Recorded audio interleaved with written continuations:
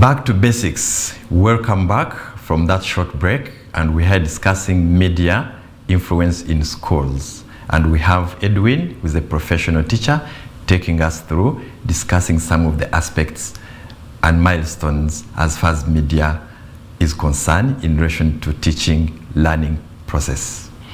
Edwin, for the break, clearly brought out how media is easing the teaching learning process on both sides, the learners and the teachers.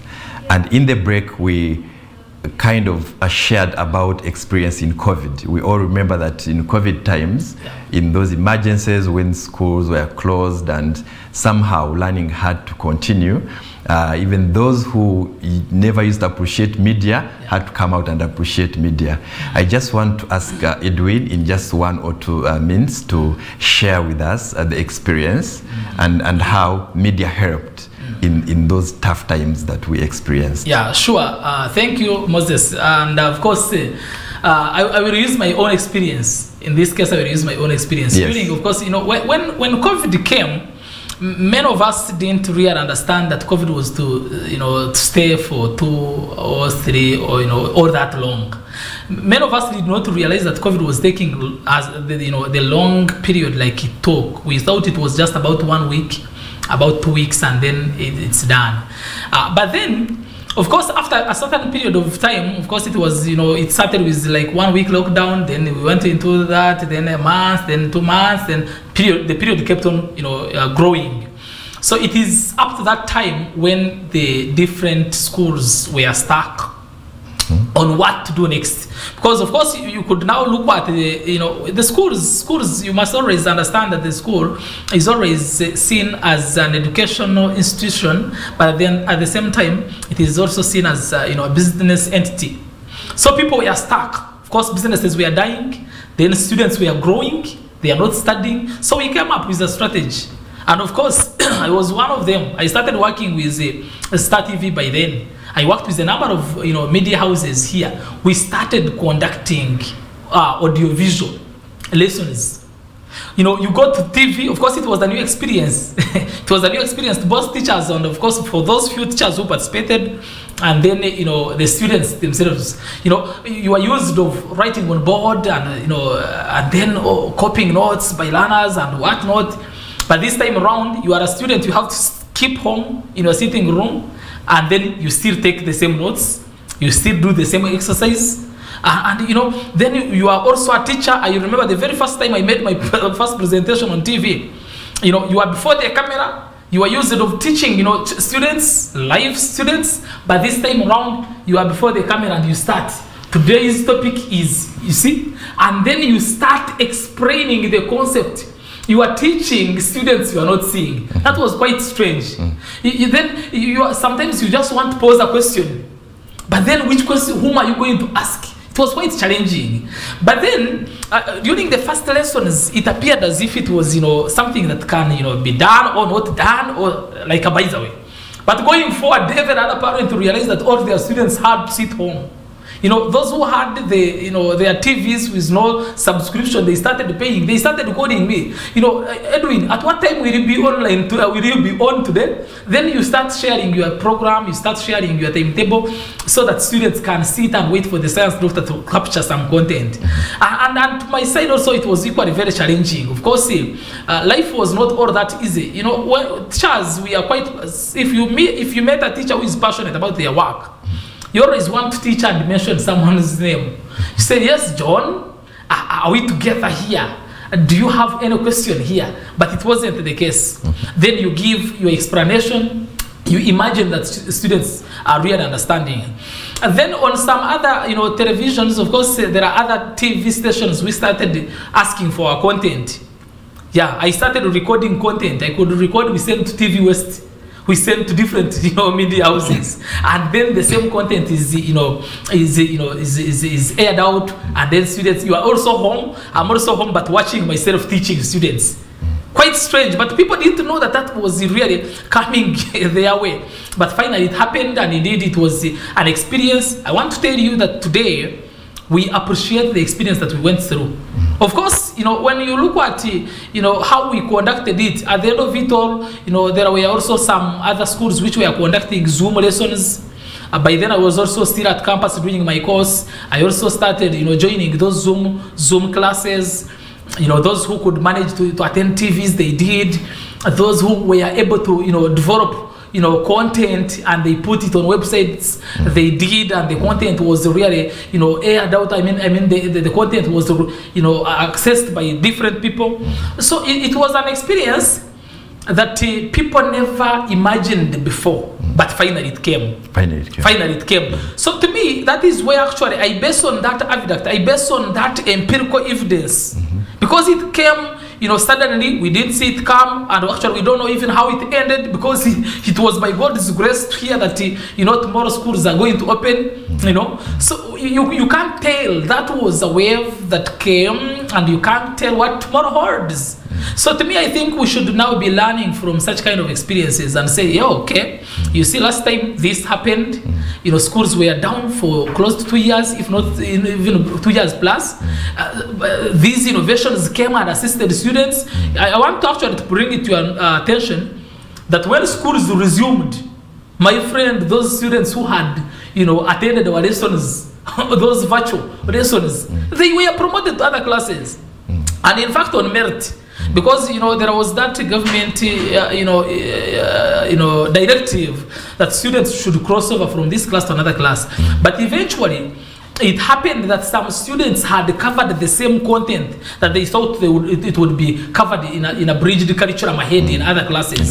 Yeah, so these people studied. And to me, we should use that particular experience to now start such kind of innovations, so that we don't wait for only calamities to come and then we start gambling here and there. We could now monitor the media exactly, and then we start moving on, so that we set a trend. Tomorrow the same thing may come or may not come, but it should find us somewhere when we are prepared. Yeah, surely. Great. Yeah, thank you, Edwin. Acknowledging all the benefits and importance and advantages, the use of multimedia, different multimedia tools, call it mass media and social media, in teaching learning process. What are some of the negative effects this has brought in schools or in the teaching learning process? Yeah, Moses, this is actually very clear. You know, they always say charity begins at home. Of course, I don't want to stick so much onto that, but I want to relate the concept. You know, there is a point at which parents have gone wrong. There is a point at which adults have gone wrong. And I want to tell you that, you know, it is on the same point where our students are also going wrong. You see? So during those days, we used not to you know, we could hear about things, you know, like, you know, getting these nudes and maybe dirty videos and whatnot. We could hear them and feel like it's not part of our life. In fact, Africans, I think we do not believe in that. We could feel like those are the lifestyles that are lived by people perhaps we don't, you know, understand. But little did we know that time will come, the same people, our own people here, will do the same things that we used to hear about, actually even not watching. We used to hear about. And the moment you do, you know, there are different sayings in English and in different languages. You see, there is what you will do as an adult. A little one or a student sees you, and at the end of it all, of course, they will start monitoring. And in most cases, we tell them, I'm doing this, don't do it. Come on. Then you are piling fixation at some stage. This must come to their way. And then before you know, these students are doing the same, you know, vices. So I think negatively, the media has, you know, brought a number of issues, including cyberbullying. Students bully their own peers. You know, someone gets a phone because, you know, some parents now can afford to purchase these smartphones to their children. So a child gets a phone, and out of depression or basing on any factors we can't tell now, you know, they start bullying peers, their fellows. And before you know, someone suffers from depression, anxiety. This person is out of, you know, of senses, simply because the whole root cause is generated from the media. Then the other point, of course, there is a lot of miscommunication.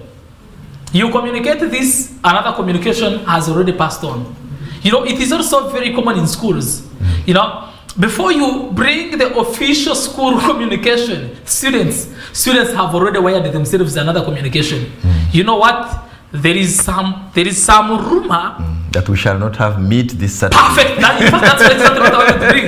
That our normal meal for Saturday has been changed, and then our meat has been replaced with G-nuts. You see, before you know, you are at home, you are the head teacher of a certain school, you are sleeping, but if the school is on fire, the information is everywhere. So there is that kind of miscommunication. And then there is also an area where students have also become unruly. You can't easily manage, you can't tame them, because what you want to tell them is what they already know. You see, in most cases you think you can manage these students by maybe getting them bend down, kneel down, do this, but they have already advanced techniques of dodging that, because social media is training different aspects. Because these are students who are so much interested in different elements of media.